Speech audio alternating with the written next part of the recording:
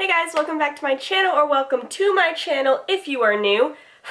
My name's Nastasia, and a time long ago in a world, I did the first part of an Ecclesiastes series, and then I did not have my Bible, like my physical Bible, for like 2 months, which is a whole nother story. We're doing part 2 today. If you have not watched part 1 yet, feel free to click wherever it is right here that I'm putting it.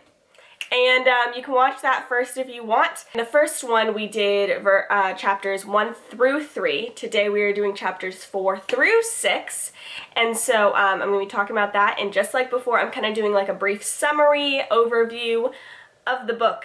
Of the chapters, and then kind of talking about specific verses that stuck out to me and why they stuck out to me. So if you end up enjoying this video, please give it a big thumbs up, and don't forget to subscribe to my channel so you never miss out on a video every time I post. And if you haven't already, make sure you go check out my social media. I have it right here, or I guess I should say my social media. My Instagram is what I'm getting at.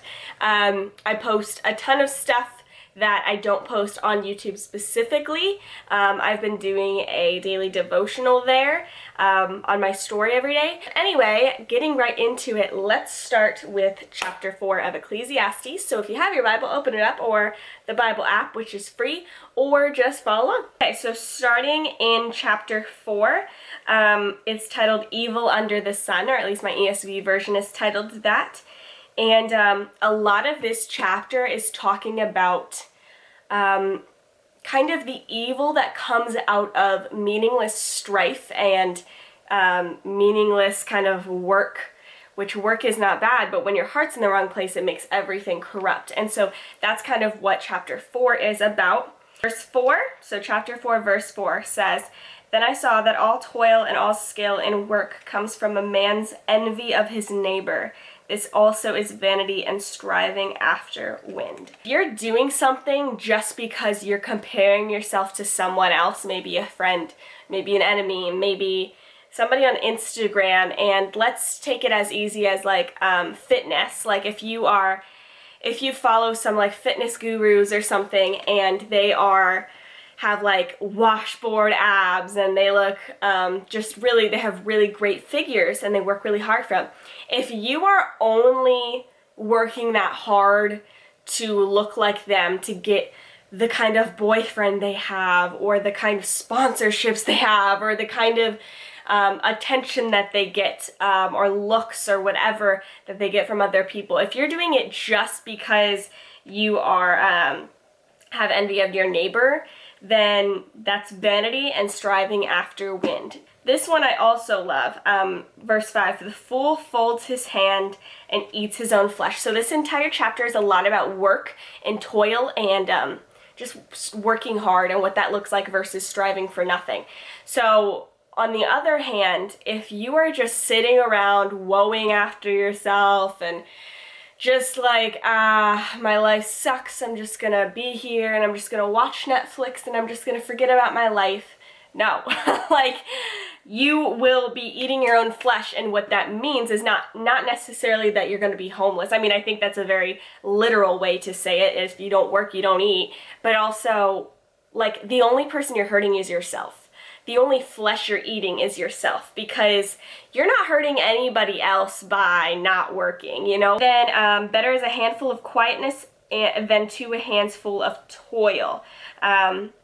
Sometimes, always actually, not just sometimes, it is better to be quiet and content in what you have. Not lazy, working, but content in what you have, than putting everything you have and not letting yourself rest at all, because that's not stewarding yourself well. And when you are content, you get more. That's kind of how that works. "One person who has no other, either son or brother, yet there is no end to all his toil, and his eyes are never satisfied. He never asks, for whom am I toiling and depriving myself of pleasure?" So like, this is interesting to me, because sometimes I think we get so caught in just working. That we never think, what am I working towards, or why am I doing this? It is good to work hard, but sometimes you have to regroup and remember, why am I throwing myself at this? Like, make sure you still have your why. If you can't find your why, it might be time to go a different direction. So that's saying he didn't even have anything to like be toiling and freaking just like, I don't even know, just putting all of his energy and no rest at all. He didn't even have a son to work towards and give it to. It was literally just to have more, and he was never satisfied. In verse 13, it talks about, it compares how it's better to be poor and wise than it is to be a rich, foolish king. Because in this kind of story or comparison, one day the king, I don't know if it means he dies or he just loses power, but the poor, wise kind of child grows up to take the throne. And something I got out of that is that wisdom will take you further than riches or just kind of like the cards being in your favor every single time. And you can ask God for wisdom anytime, all the time. Take advantage of that, because there is such a fun, I think it's fun, kind of like pattern in the Bible where God appoints wise people. And it's not that they were originally always wise, it's that they ask him for wisdom. And when you go for wisdom, everything is just also given to you because you know how to steward it well. Does that make sense? In chapter 5, it's titled Fear God. I find this very interesting because it starts out really powerfully. So the first verse says, guard your steps when you go to the house of God. To draw near to listen is better than to offer the sacrifice of fools, for they do not know that they are doing evil. I love this because there's a lot of times in kind of Christian culture where we know the right thing to do, like tithing. So like giving offering is what tithing means. Sometimes it's better just to go to God just completely humbled and broken and just come with a listening ear rather than coming with vain sacrifices that you're only bringing because you're supposed to, not because your heart's in it at all. So I love that. Verse 2, be not rash with your mouth, nor let your heart be hasty to utter a word before God, for God is in heaven and you are on earth. I love this. So this is just kind of like a check yourself before you wreck yourself verse, because it's kind of like, don't be afraid of God in the way of like you're scared to talk to him. He wants you to talk to him. He died for you so you could talk to him all the time. But also watch yourself. Like, keep yourself grounded. When God says listen, listen. When God says go, go. Like, he knows better. Like, for God is in heaven and you are on earth. Like, you do not know all. Okay? So talk to him. But listen to him when he speaks to you. That's kind of what the rest of that kind of paragraph is, and then it turns into the vanity of wealth and honor starting in verse 8.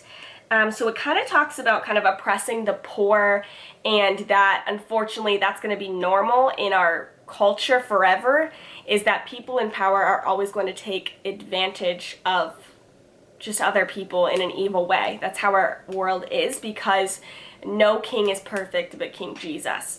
And that's how it's gonna be. And honestly, the Bible's just kind of saying like, hey, don't be surprised. Like, this is what's gonna happen. That doesn't mean don't stop. Like, keep fighting against that. But like, it's gonna keep happening because that's how this world is because of sin. And then it kind of goes right back into that idea of vanity and greed. And so it says in verse 10, he who loves money will not be satisfied with money.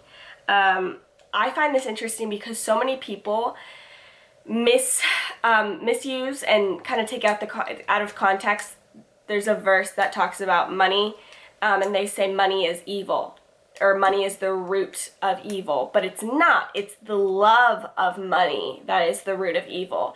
When you love anything more than God, it is the root of evil for you. If you love your relationship, if you love your boyfriend more than you love God, if you love your child more than you love God, that is a root that can fester and turn into a lot of evil. and money is just another thing. Money is amoral. It is not good or bad. It is a tool that God uses, and it is also a tool that Satan can use.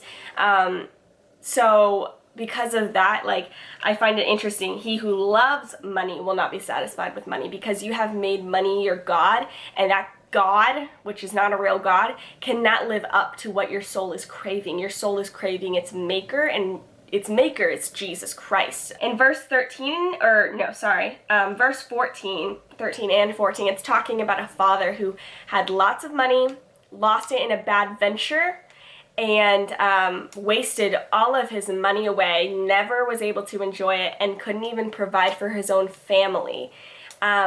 I can relate to this very, very well for personal reasons in my life. And it's so fascinating that the Bible touches on it here, and it's relevant today in 2019. There is nothing more important after serving God than providing for your family, especially as a father, as the head of the home, as a man. And that doesn't mean having a lot. That means giving what you have.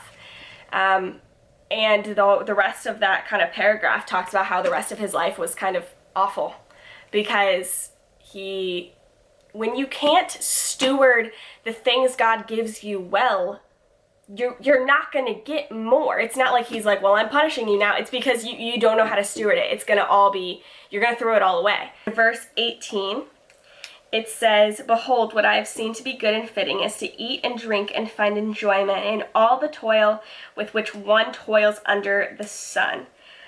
Enjoy them. This is the gift of God."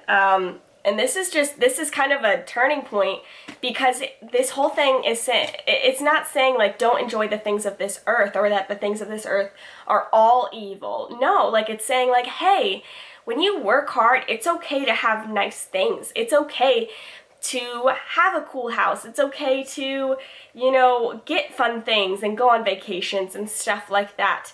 Don't make it the center of your life, but enjoy them.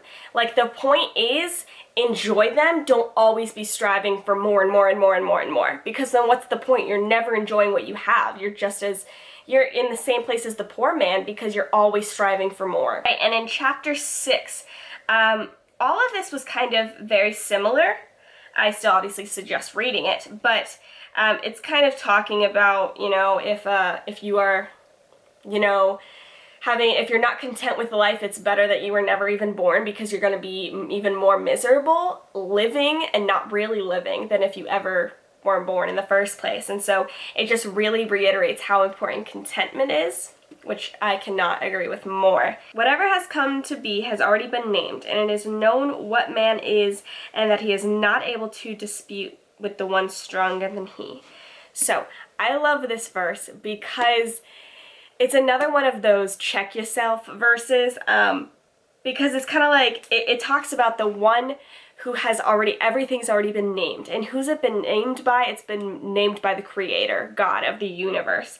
And so it is known what man is, and he is not able to dispute with the one stronger than he. Like, we are not able to dispute with God, who has created everything, like who has named the stars and us and animals, and we think we know better than him. And so I just love that one, because I just wrote, don't argue with the one who named the universe, because sometimes I get so cocky and think I know what I'm doing with my life when I have no idea what I'm doing with my life. And I just think it's a good reminder that if he can name the entire universe and bring everything out of nothing, he probably knows what's best. I hope you guys enjoyed this video. I hope you enjoyed chapters 4 through 6. So the next ones will be 7, 8, and 9, and then the last video will be 10 and 11. So that's how we'll finish off. I promise it will not go as long as the first video and this one has been. I'm good. I'm good now. I got my Bible. I'll probably film this next one probably tomorrow and get it up soon. So anyway, I hope you guys enjoyed this video. Please leave your comments down below as always, and I love you so much.